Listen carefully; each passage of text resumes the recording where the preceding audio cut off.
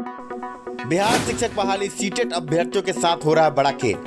छठे चरण और सातवें चरण के शिक्षक बहाली से जुड़े सीटेट अभ्यर्थियों को बहाली प्रक्रिया से बाहर करने की साजिश का आज हम पर्दाफाश करेंगे। वीडियो देखकर आप सोचेंगे कि हमें तो अपनों ने लूटा, गैरों में कहाँ दम था, हमारी कश्ती डूबी वहाँ जहाँ पानी कम था। और ये अपने कौन है और किन अपनों ने पीठ में छुरा भोंका है सीटेट दिसंबर जनवरी 2021 और अन्य सीटेट अभ्यर्थियों की पीठ में सातवें चरण से सीटेट अभ्यर्थियों को बाहर करने की साजिश, छठे चरण की बहाली में प्रतिनियुक्त हुए सीटेट अभ्यर्थियों को बाहर करने की साजिश। आज उतरेगा नकाब गद्दारों के चेहरे से जो अपने बनकर अपनों को लूटते हैं। सीटेट अभ्यर्थियों को बिहार शिक्षक बहाली से बाहर करने की साजिश करने वालों का नाम, सबसे पहला नाम बिमलेश कुमार, जो कि मुख्य पटिशनर हैं सीटेट अभ्यर्थियों को बाहर करने के केस में। इसके अलावा जो बड़े नाम हैं, देखकर सुनकर आप चौंक जाएंगे। छठे चरण की बहाली में कोर टीम का निर्माण इन लोगों ने किया था।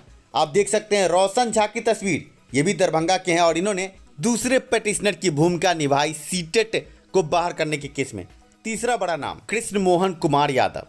ये तीन नाम आप देख सकते हैं और इनके पीछे, पर्दे के पीछे बहुत सारे ऐसे अभ्यर्थी हैं जिन्होंने बीटेट 2017 पास किया और इन लोगों की ही साजिश है कि सीटेट को बिहार शिक्षक बहाली से बाहर किया जाए। पर बड़ी बात यह है कि कोर टीम बनी छठे चरण की बहाली के लिए और सीटेट अभ्यर्थी जो अभी प्रतिनियुक्त हुए हैं छठे चरण की बहाली में, उनसे भी इन लोगों ने लाखों रुपए बहाली प्रक्रिया के नाम पर लिया। एक तरफ ये रहनुमा बन रहे हैं और दूसरी तरफ पीठ में छुरा भोंक रहे हैं। आप ये समझें कि ये कोर टीम बनाते हैं, अपने आप को अध्यक्ष उपाध्यक्ष घोषित करते हैं और दूसरी तरफ अभ्यर्थियों के खिलाफ ही केस लड़ते हैं।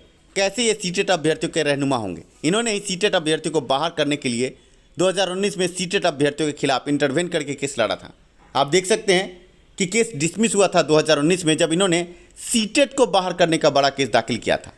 पर ये वहाँ पर चैन नहीं पाते और इसके बाद इन्होंने रिव्यू पिटीशन भी दाखिल किया 2020 में। आप देख सकते हैं कि इन लोगों के द्वारा CWC 25004 केस में जब डिसमिस केस हुआ तो उसके खिलाफ रिव्यू पिटीशन दाखिल किया कि किसी तरह सीटेट अभ्यर्थी बाहर हो जाए। This case, the validity of certain provisions of the rules framed by the state government under the for appointment of state teachers appointment is concerned, that is clearly against the provisions contained in the Right of Children to Free and Compulsory Education Act framed in 2009 and the further subsequent notifications and guidelines issued by the central government and NCT in that regard. NCT और शिक्षा अधिनियम 2009 का हवाला देते हुए CTET को बाहर करने की बात अधिवक्ता कर रहे हैं।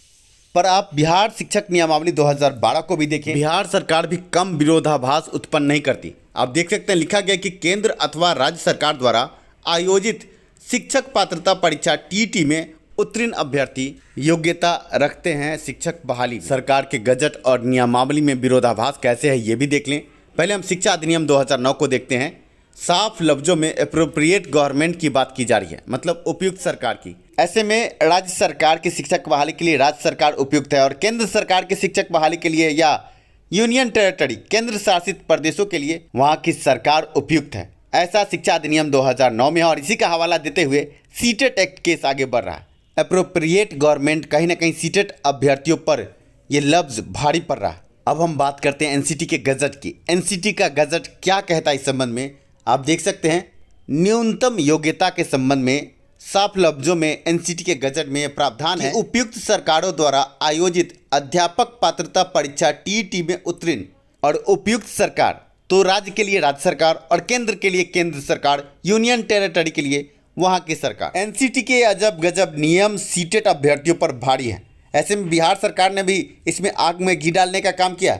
आप देख सकते हैं बिहार सरकार मानव संसाधन विभाग द्वारा यह अधिसूचना जारी की गई जिसमें साफ लफ्जों में लिखा गया है, केंद्र सरकार द्वारा प्राधिकृत शैक्षणिक प्राधिकार के द्वारा, मतलब NCT के द्वारा प्रारंभिक विद्यालय में नियुक्त होने वाले शिक्षक हेतु न्यूनतम योग्यता निर्धारित की जाएगी। ऐसे में पहले तो हमने आपको NCT के गजट से रूबरू कराया जिसमें साफ लफ्जों में कहा गया था कि उपयुक्त सरकार द्वारा TET कराई जानी चाहिए थी और शिक्षा अधिनियम 2009 भी यही कहता है कि उपयुक्त सरकार राज्य के लिए राज्य सरकार, केंद्र के लिए केंद्र सरकार और यूनियन टेरिटरी के लिए यूनियन टेरिटरी की सरकार उपयुक्त होगी। आप ये समझिए कि कहीं ना कहीं NCT का गजट सीटेट अभ्यर्थियों के खिलाफ है। बीटेट सरकार द्वारा, राज्य सरकार द्वारा कराई जानी चाहिए थी और बिहार राज्य सरकार समय से TET कराती नहीं है।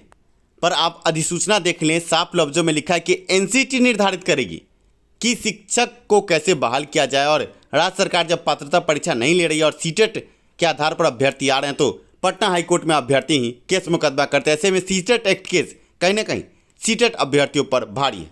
आगे हम आपको पंजाब हाईकोर्ट के एक जजमेंट से रूबरू कराते हैं, जिसकी चर्चा पिछले दिनों हाईकोर्ट पटना में सीटेट एक्ट केस की सुनवाई में हुई। आप देख सकते हैं कि पंजाब के अभ्यर्थी यही मुद्दा लेकर हाईकोर्ट में गए कि राज्य सरकार लगातार टीटी कराती नहीं, ऐसे में हम सीटेट उतरे ने, हमें मौका मिलना चाहिए। राज्य सरकार ने इन्हीं नियम कानूनों का हवाला देते हुए, एनसीटी के रूल का हवाला देते हुए, शिक्षा अधिनियम 2009 का हवाला देते हुए इनके केस को डिसमिस किया। आप जजमेंट में साफ लफ्जों में देख सकते हैं अभ्यर्थियों ने ये कहा था कि हरियाणा टीटी या पंजाब टीटी हर साल होती नहीं, ऐसे में हम सीटेट अभ्यर्थियों को मौका दिया जाना चाहिए, क्योंकि पंजाब और हरियाणा में सीटेट अभ्यर्थी बहाली प्रक्रिया से बाहर। ऐसे में सबसे पहले आप देख सकते हैं अभ्यर्थियों की क्या मांग थी। अभ्यर्थियों की मांग आपने देखी। अब आपको कोर्ट की टिप्पणी से रूबरू कराते हैं।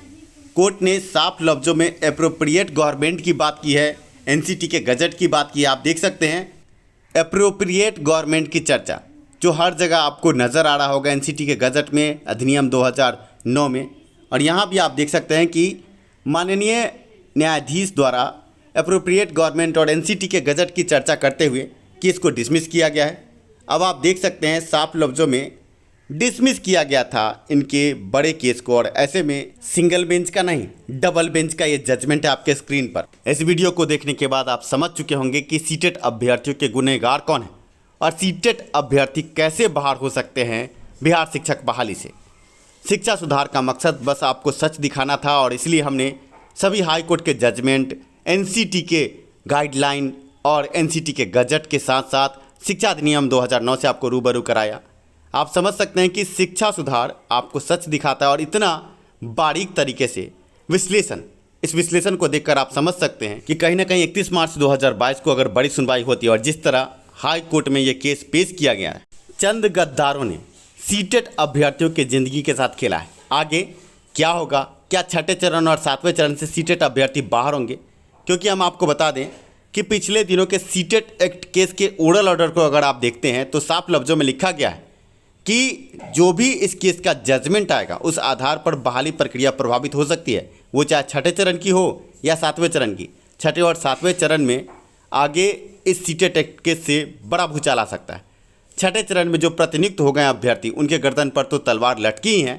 अगर सीटेट बाहर होता है तो सातवां चरण भी जल्द नहीं आ पाएगा, समय लगेगा, क्योंकि बिहार सरकार को फिर बीटेट कराना होगा। आशा ये वीडियो आपको पसंद आया होगा। आगे बीएड संयुक्त प्रवेश परीक्षा से जुड़े अभ्यर्थियों के लिए आवश्यक बीएड 2022 संयुक्त प्रवेश परीक्षा आपकी तैयारी को नया आयाम देने के लिए चक्षु पब्लिकेशन द्वारा एक बड़ी पुस्तक जारी की गई है। आपके स्क्रीन पर आप देख सकते हैं, बड़ी पुस्तक का नाम है सीईटी बीएड संयुक्त प्रवेश परीक्षा 2022। चक्षु पब्लिकेशन शिक्षक अभ्यर्थियों के लिए कई तरह की पुस्तकें बाजार में लाता है। आप देख सकते हैं सीटेट, बीटेट, एस्टेट की तैयारी की पुस्तकें भी। आप पुस्तकें अलीबाबा, फ्लिपकार्ट, अमेजॉन और स्नैपडील से भी मंगवा सकते हैं ऑनलाइन। शिक्षक पात्रता परीक्षा की तैयारी हो या बीएड संयुक्त प्रवेश परीक्षा की तैयारी, चक्षु पब्लिकेशन की बेस्ट सेलर बुक आपके स्क्रीन पर। और आज हम बात करें सीईटी बीएड संयुक्त प्रवेश परीक्षा 2022 की। आपके स्क्रीन पर बड़ी पुस्तक, नवीनतम पाठ्यक्रम और परीक्षा पद्धति पर आधारित चक्षु पब्लिकेशन की सीईटी बीएड संयुक्त प्रवेश परीक्षा 2022 की बड़ी पुस्तक आपके स्क्रीन पर है।